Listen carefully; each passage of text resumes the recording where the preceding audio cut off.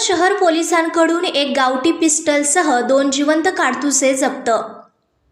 मिरज शहर पोलिसांनी एक गावठी पिस्टल व 2 जिवंत काडतुसे आणि एक इनोवा कारसह 10,44,000 रुपये किमतीचा मुद्देमाल हस्तगत केला असून 2 जणांना अटक करून त्यांच्या विरोधात शहर पोलिसात गुन्हा दाखल केला आहे।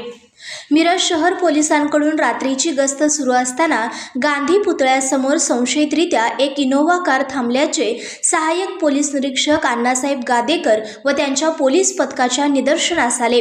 यावेळी पोलिसांनी सदर इनोवा कारची व कारमधील दोघांची चौकशी करून कारची तपासणी केली असता कारमध्ये एक गावठी पिस्टल व 2 जिवंत काडतुसे आढळून आली।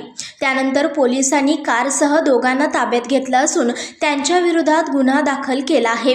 पोलिसांनी अटक केलेल्या आरोपींमध्ये दस्तगीर शौकत बावा वय वर्ष 37 राहणार इसापुरे गल्ली मिरज आणि अझल अहमद मदार वय वर्ष 32 राहणार इसापुरे गल्ली मिरज अशी त्यांची नावे आहेत। याबाबत अधिक तपास मिरज शहर पोलीस ठाण्याचे पोलीस निरीक्षक किरण चौगुले यांच्या मार्गदर्शनाखाली शहर पोलीस करीत आहेत। संघर्ष या न्यूज चॅनलला लाईक करा, शेअर करा आणि सबस्क्राईब करा।